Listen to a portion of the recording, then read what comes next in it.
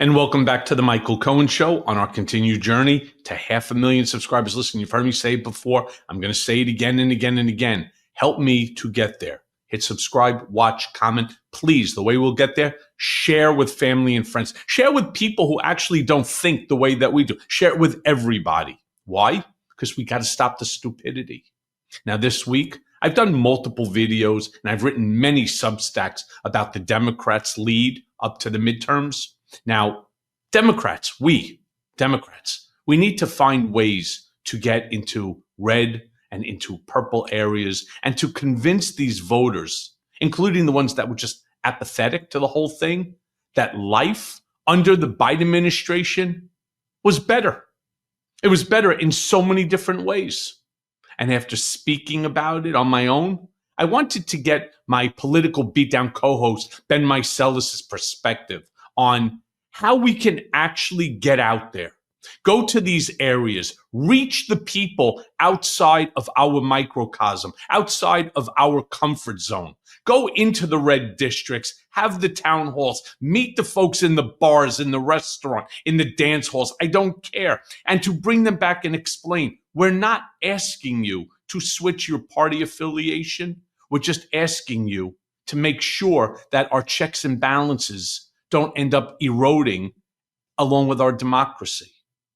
Let me show you what Ben has to say. Play the clip. But we have a very big problem, all right? And it's why I constantly, and everybody says to me, oh, why are you such an alarmist? Why are you always, shitting on the Democratic Party, Ken Martin, the DNC?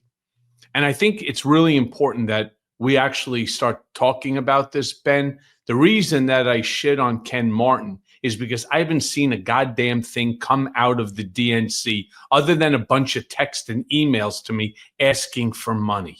I haven't seen them turning around and going into the communities that we need to go into, speaking to those people who believe exactly as we do. That's not going to give us a 2026 midterm election victory. And if you saw in my Substack of today, I turn around and I talk about there were several polls that came out. In fact, Trump's favorability numbers, and we cannot dismiss this. All right. And if we do it at our own peril. 27 states, Trump is above numbers for favorability, with the biggest one being Wyoming at like 63%. Second is 53% with Texas. This is not a joke. When 27 states, and I don't give a shit if you're Republican, Democrat, Independent. This is not about your party affiliation. This is about whether or not tariffs are taxes, whether or not consumers are paying tariffs, whether or not how we are being looked at by our allies around the world matters to you, whether or not it's okay that Trump negotiate mineral rights from our land, from Alaska, to give it to Putin for what? For what? At some point in time, there's so many things, whether it's okay to gerrymander, whether it's okay to federalize the DC police, whether any of this is okay. And the answer is it's not. It's not okay. All right. This is not leadership to benefit America. This is authoritarianism to placate one man's ego. Now, look, I get it. He's the president of the United States. He somehow won the plurality. He didn't just win the plurality. He took all 7 swing states. I'm not even talking about that. I'm not even talking about, could he possibly run in 2028? Will he try to run in 2028? Not even talking about that. I want to ensure that our checks and balances, that our balance of power in this country is not infringed upon, so that thereby the Constitution of the United States becomes an invalid document. That's my concern. We have already seen our legislative branch bend the knee, and we are seeing more and more of our judiciary do the same.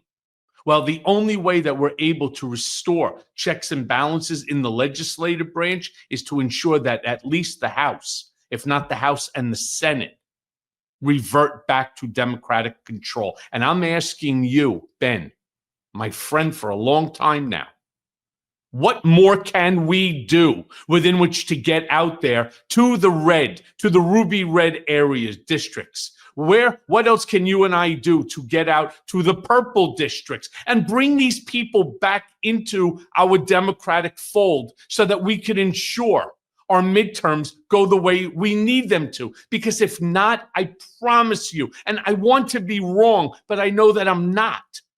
It's why I get passionate for it. I know what I'm talking about. I lived both worlds. If, in fact, 2026 goes the wrong way, you wake up the very next day in a very different America than you were born into. And that, my friends, should scare the shit out of everyone. Sadly, people that were watching Gavin Newsom were the people identical who voted for Kamala Harris. Again, Ben, it's what I'm saying.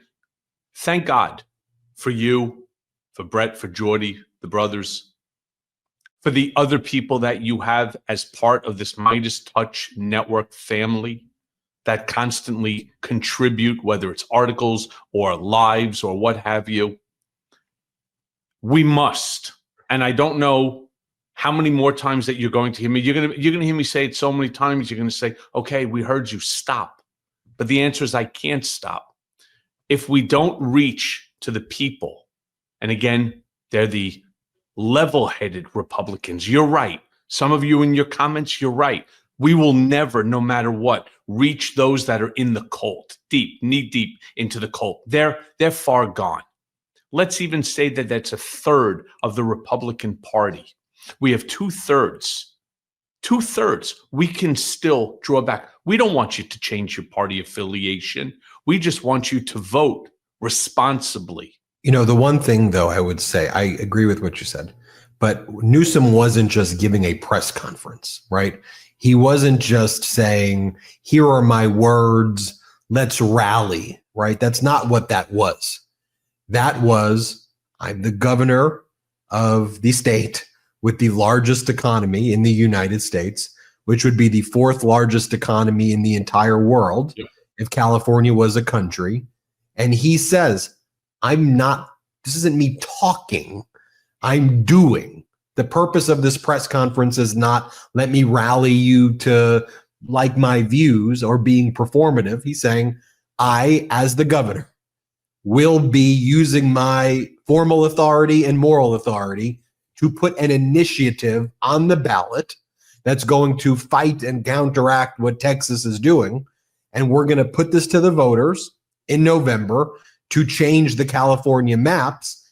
And frankly, that's what that was. I mean, I think more Democratic governors need to be doing that. You know, I don't care if you're in the minority or if your constitution says you can't do it. Figure it out. You know, exactly. Do it. Do it, Trump. Figure it out and don't worry about process. And I think that's to me, that's why this Newsom was a little bit just different. And I'm still saying more important than anything is to be able to get into these purple and red districts and to absolutely start engaging them in conversation. Here's the thing. And this is the mistake that I think Democrats have made in a lot of these states. I think Democrats go into these red states and think that in order to get these voters, they need to compromise core principles of the Democratic Party. Right. And then they end up looking phony. And then people are like, well, all these politicians are phony, so I'm just going to go with this one or whatever. I mean, to me, the values and principles behind the Democratic Party, or that was the underpinning, they should fight for and they shouldn't sacrifice. Like, so to me, you should fight for universal health care. You should be okay with saying everybody should get health care for free. And if they go, socialism, don't fall for that. Like, it isn't. You want to know socialism, communism is when Donald Trump says, I want a different CEO at Intel. Or Donald Trump says, NVIDIA, you pay me a 20% tax on your exports and I'll give you a license. Okay, that's what that is. Giving people free bus rides and helping people afford groceries is what we should be okay with. And the way Democrats were so quick to throw the trans community and gay people under the bus, to me is a bit, not all Democrats, some right after the 2024 election, because there was this narrative, oh, it's because you support trans people and gay people that's why you lost. I don't know. I mean, it's just because you're wishy-washy. And people want people who stand for people. Governor Beshear is a Democrat in Kentucky who's out there saying, I support gay people, I support trans people, I will fight for people. People want fighters. And Democrats should say, yeah, I'm going to fight for gay people. I'm going to fight for LGBT. I'm going to fight for trans people. I'm going to fight for universal health care. I'm going to fight the oligarchs. I'm going to be okay with taxing the rich.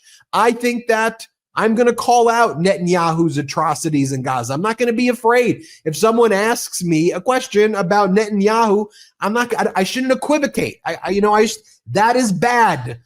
The atrocities in Gaza are bad. People don't want to hear answer. Wow, I think no. Just call it out. You can also and should also call out the terrorist Hamas, absolutely.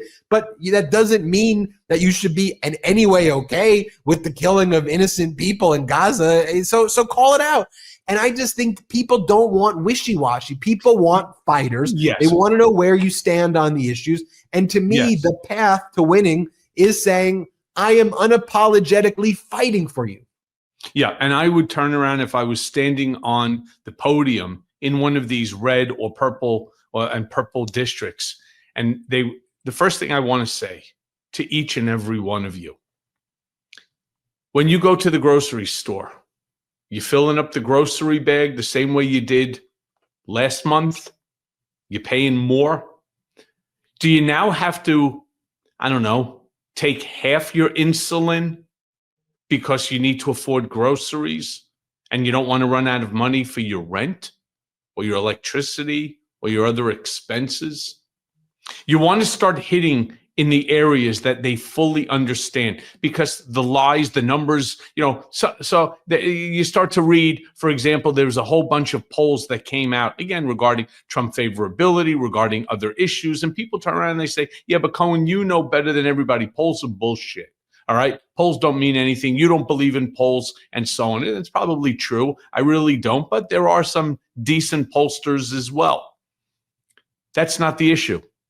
I don't want to rely upon a poll. I want to rely upon you and what you personally know. So if you feel that you are doing better today, sit down.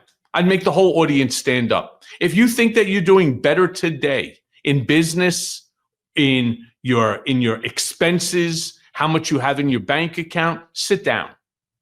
And if you don't, please remain standing. And then you ask them another question. You say, if you don't agree, sit down. If you do agree, stand up. Well, look at all the number of people that are standing up right now. This isn't a Republican issue. This isn't a Democrat issue. This is an American issue. And as far as I'm concerned, the people who are asking you, Republicans, to vote, they're with the people who are sitting down. So either you're standing up or you're sitting down. And you need to express it to them individually, because only when it hits them as James Carville used to say, it's the economy, stupid. Plain and simple. When it hits you in your pocket and you know that all you need to do is to vote for somebody in order to put an end to it, well, I'm not asking you to change party affiliation. I'm just asking you to help to save this democratic republic, this experiment of ours, plain and simple. Hey, everyone. First of all, thanks for watching. We're going to be posting daily episodes with reactions and talking about politics. We'll be talking about everything, in fact. So please like and subscribe. Join us on this journey.